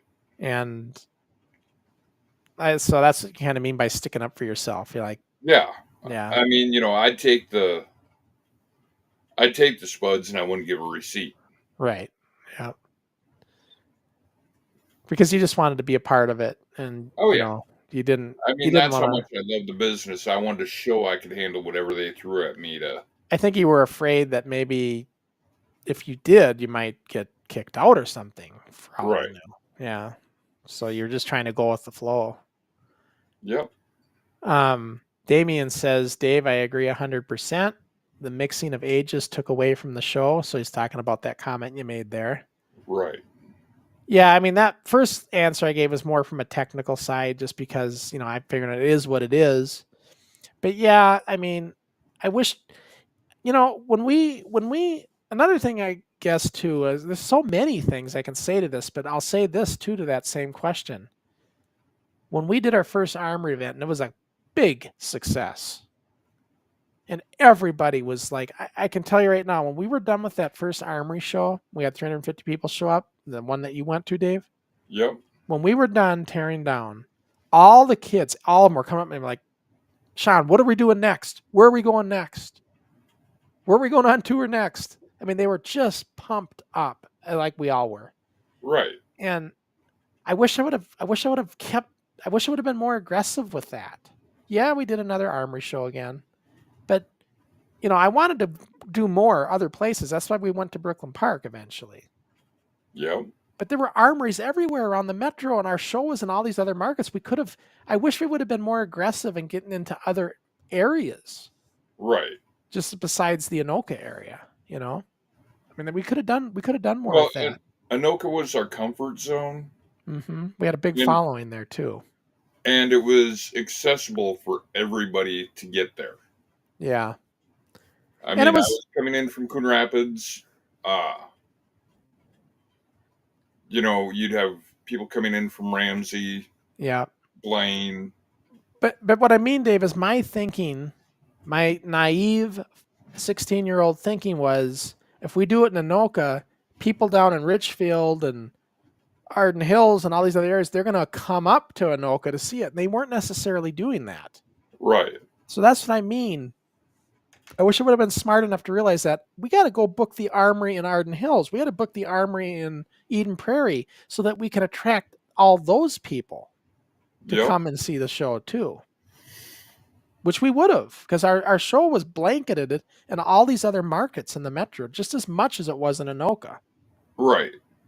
So, as they're all watching Anoka, they're watching it down there too.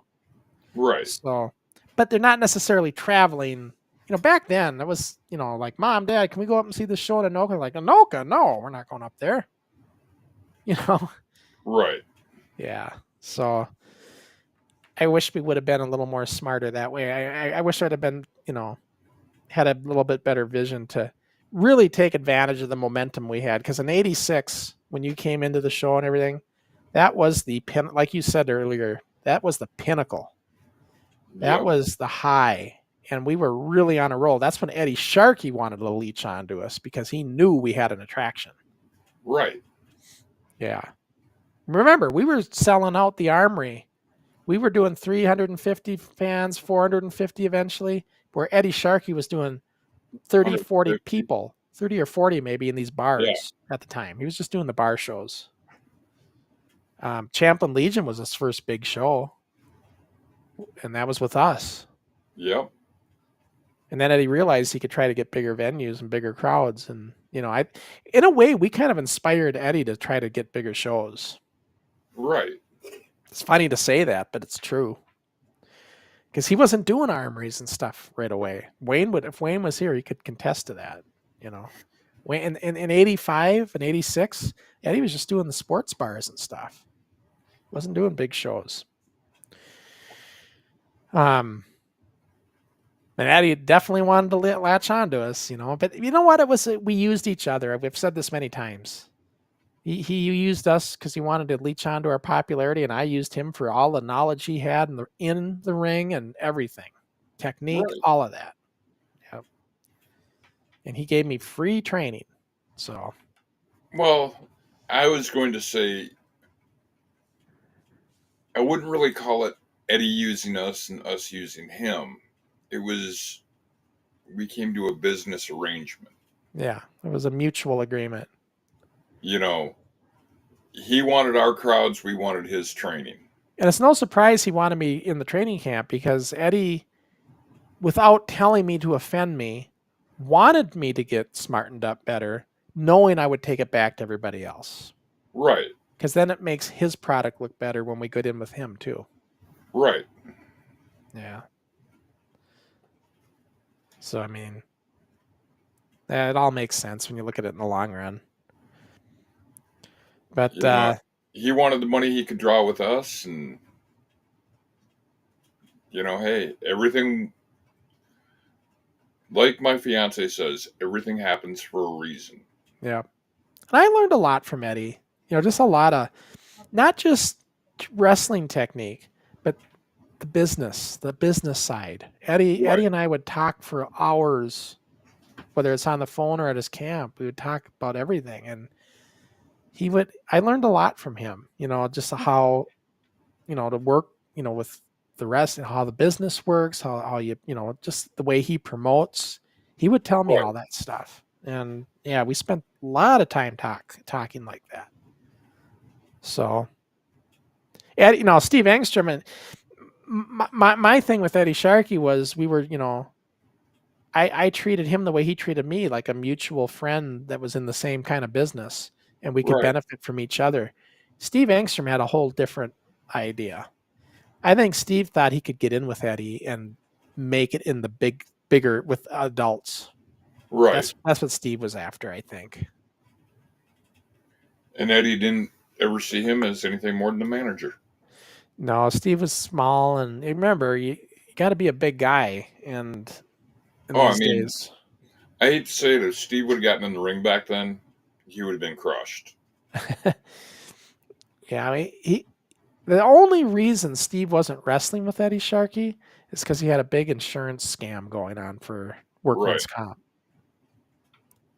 I don't know, maybe it was legit, but he couldn't take anything physical because it would affect his claim. Right. So that's why he was managing and not really bumping much. But otherwise, I'm sure he would have wanted to do it. But, Well, like I said, a lot of the guys that were in in Eddie's camp at the time would have just annihilated Steve. Yeah. I mean, you got the Terminators, you got JW or Jeff Warner, Tim Hunt, Charlie Thunderblood Norris was there. Yeah, I've said it many times though. My beef with Steve and his character is he didn't play the heel right. Right. Tried to be a tough guy heel when he's a small, skinny guy. He needs to be the Bobby Heenan Weasel. Yeah. He had the right promo for it. He could do the talk that way, but he tried to stand. He tried to be a tough guy in the ring, and it just didn't. It was a clash to his character. Right. It's my only thing with Steve that I think that if he just would have done the Heenan style coward, he would have been over bigger than he ever was. I.e., the chicken shit heel. Yeah, the chicken shit heel, exactly. The Canary Kid, as I like to say. Yes.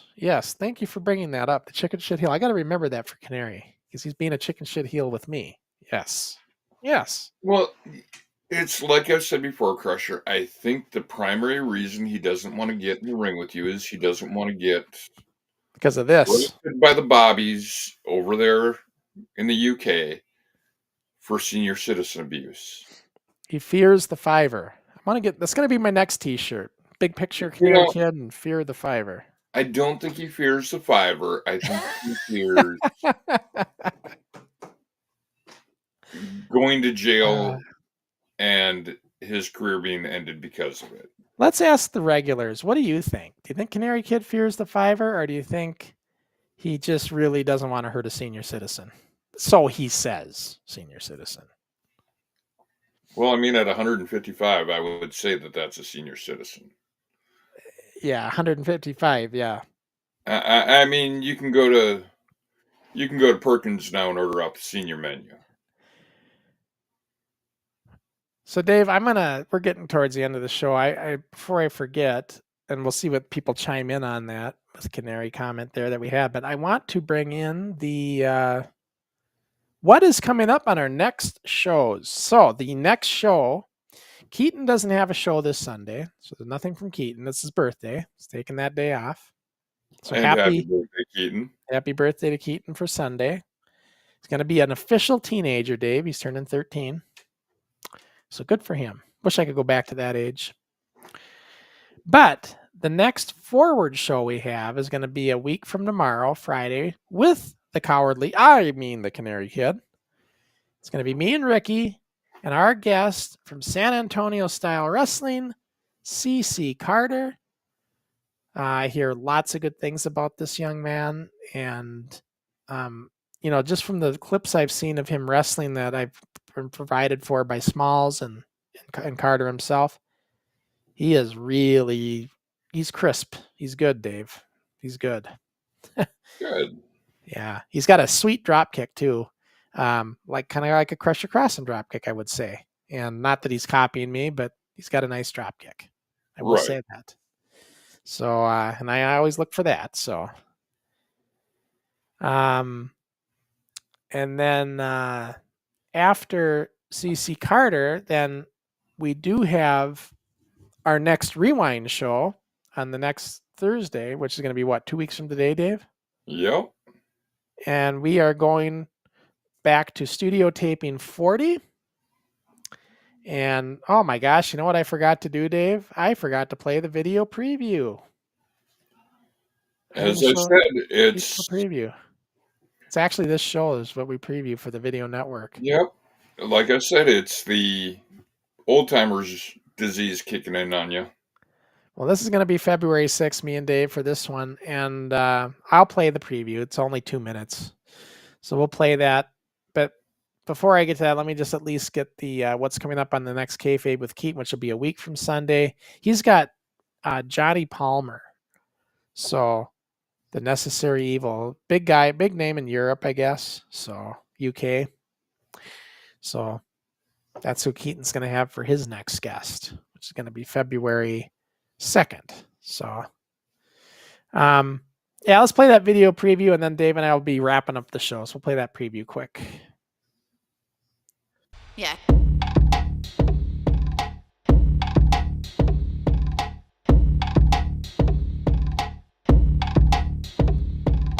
Well, I think it's pretty good, but that's not the point. The point is, Rough Ryan. See, I switched over to the bad side because I'm fed up with him. Okay, oh, they lock up with... Oh, Rough Ryan tries to get a kick. It's this body slam. Oh my gosh. Oh, hit the clothesline. No, they cannot stop this. The ref, someone get in this. And you hear the crowd chanting Ace is a waste. And Ace doesn't like that. And then look at Ace. He picks him up by the hair. He's not going to play Mr. Nice Guy. Ooh, right into the turnbuckle. Oh, a body slam. My goodness. He got the foreign object. Oh, right across the head. He's going after the referee. Mr. X is really getting on my nerves. I'm going to be wrestling him next year. Mr. X a foot, and there's an elbow to Crusher. You can hear the crowd yelling at Sean. Crusher gets dropped. Oh, clothesline to Crusher. Oh, a headbutt to Crusher Crossen. Oh, he got him in the headlock. No, he has him in the sleeper. Oh. I got plenty to say, especially to Crossen. This match I just got done with, he's rubbish. He's scum. He's dirt. He's gonna be history.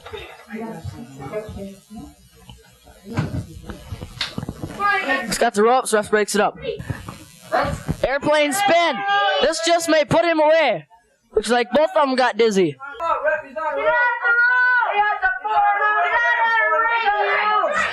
Word of a foreign object?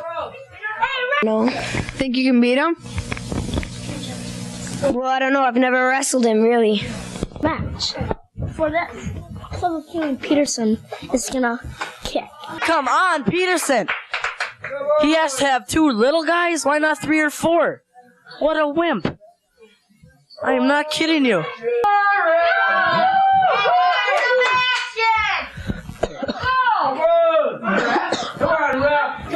Ref, I didn't propose this match. Mr. X didn't want to wrestle me. He's a shrimp. Mr. X didn't want to wrestle me, so don't give me none of this crap. All right, Studio Taping 40 up on the network. And we're going to watch that one next. Dave, that'll be the next show we watch on Rewind. So, garage taping. So we're getting a little bit more advanced. You can see the wrestling moves there compared to this show. Right. See how it's kind of evolving, right? And that's the whole. That's how I do when I do Rewind now. I try to take it in steps, and then after that show will be a Fred Moore taping, and then after that we're going to go to the Yoho Municipal, and then to Dayton. Yep. So we kind of stepped through it. So there's a comment here from Sports Talk 117. I'll get in there quick. He says, Keaton is turning into a heel with all his small bird worship. You know what it is with Keaton? The reason he's talking like that is because Canary Kid, in my opinion, I don't know this for sure, but if I had to guess, Canary Kid is bullying Keaton and making him talk like this. Because Canary helps train Keaton on the Saturday mornings in NIPW. And I have a feeling he's being extra rough and saying, if you don't start talking nice about me, you're going to get it rougher. And I think the bully of Belfast, as I like to say, Canary Kid, is becoming a little bit of a bully, Dave. That's what I think. Well, you know, you got to make sure he's got the rough and tumble attitude. So, you know, you call it bullying. I call it making sure that he's tough enough for the business. Well, I'll say this. We can't talk about it. I keep hinting it to you guys, but there's going to be some announcements coming up here that NWF fans are going to be very excited for, and it involves our friends. Which friends are that? That's the Dark Horse. Yep. So, exciting things to be coming here, Dave, in due time. like this spring. So very soon. So stay tuned, everybody. I think you're going to be and it's going to be exciting stuff. I'm really looking forward, Dave. I know you are too, Dave. So. Oh yeah, and no, Crusher Crossen is not coming out of retirement to have another match. I mean, not afraid to. I've told Canary I'd take him anytime, and but he just doesn't. Well, that's where your ego overruns reality. I mean, I teach the bird a lesson or two, just like Nate Maddox did. I'd give him another lesson like that. That could be arranged. And he give you a lesson in what you'd feel like the next day. If it was Jamie McParland, he'd say, Crusher, take care of business. But with Dixie Dave, you cheerlead. It's like there's a love affair going on with you and Canary Kid here. He wants you to take my spot on a forward show one of these weeks because then it would be a good show in his mind. You sit here and talk about it and put him on this pedestal like Keaton does, where they think they should make a statue of this kid. Well, I mean, I'm not saying make a statue of him. I'm just saying he's an entertaining kid, and it helps elevate the show and take it out of the doldrum that it is with just Crusher Crossen. Well, I think what would happen is, just like the shirt shows, Canary Kid is afraid to get in the ring with Crusher. 5-time champ and everything. It's intimidating. I've never faced that before, so. 5-time loser, whatever you want to call it. It is what it is, Crusher. I mean, I think Canary's primary thing is he's afraid to be arrested for senior abuse. So he says. But to tell you something, Canary talks a lot. And another guy over there, Ben Nelson, I think is perhaps one of the great up-and-comers right now at the same age as Canary. And, Canary might have a few years on him, but Ben, his brother was voted, I believe, the Rookie of the Year in LDN, I think. It was LDN. So that's pretty impressive. And then you have the younger brother of that guy. Yeah, if I was a betting man, I'd say, Ben Nelson's up on his way to becoming a pretty good wrestler. And what can I say? He did this beautiful artwork. I can't, compliment him enough. And just an all-around good guy. Very respectful. Not afraid to get in the ring with Crusher Crossen either, by the way. So, there's that. Well, maybe he just doesn't know what could happen if he gets in the ring, knowing he could be arrested for senior abuse. You're right, because I might hurt. I don't want to hurt Ben, but Ben would be getting in the ring with somebody who could, I put people out before. Tokyo Terror. I mean, you could fall and break a hip. Well, Dave, I'm not the one that's in a walker like you're going to be very shortly if you keep up with this attitude. Well, whatever you want to think, Crusher. I mean, I'm out there working every day.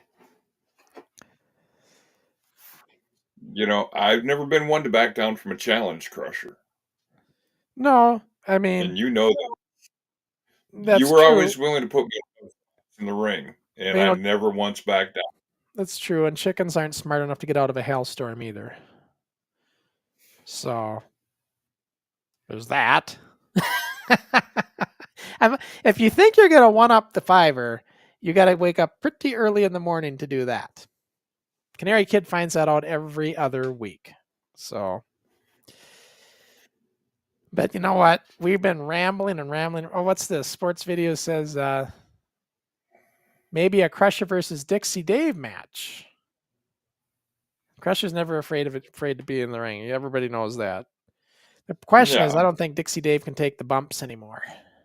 Well, I'd have to have Crusher sign a waiver stating that I won't be arrested for senior citizen abuse. Coming from the senior citizen yourself? Hey, I'm not old enough to order out the senior menu. I'm still too young for that. Well, I guess that's another conversation to be determined. You know, this is the 40th anniversary of the NWF Championship belt, the iconic blue belt. As you've noticed, I've been putting up little graphics on Instagram, kind of highlighting those who held the belt. We put one up of Ace recently. In fact, I'm going to bring it in here just to show everybody because it's pretty cool. And it's easy for me to bring in quick. So let me grab it here. And this is the graphic that went up on. If you're not subscribed to our Instagram, folks, you really got to be, because I put stuff up there that you just don't see anywhere else. And this was the let me get the comment out of there. So yeah, and in 2025 we celebrate NWF's 40th anniversary of the iconic championship belt, and there is Ace. He was the first to get his hands on that blue belt, and he was NWF champ from February 16th of 85 through August 10th of 85. And 1985, everybody, that was kind of the year of Ace. And I'm going to be doing there was only 4 of us to hold this blue belt, and I'm going to be showcasing the four of us that had that belt. So, well, I'll put up each week. I'll try to put up a new one. So, kind of fun, just to kind of show everybody. But yeah, so 40th anniversary, and like I said, big news coming up here shortly on all of that, and I think it's going to be pretty exciting stuff. So remember, guys, stay tuned for that. I can't wait till we announce it. Dave's been chomping at the bit too. He wants to say stuff on it, but we just mum's the word right now until we get our confirmations. So alrighty. So for myself, Dixie Dave, for the 5-time loser Crusher Crossen, I will see you in 2 weeks. So long, everybody.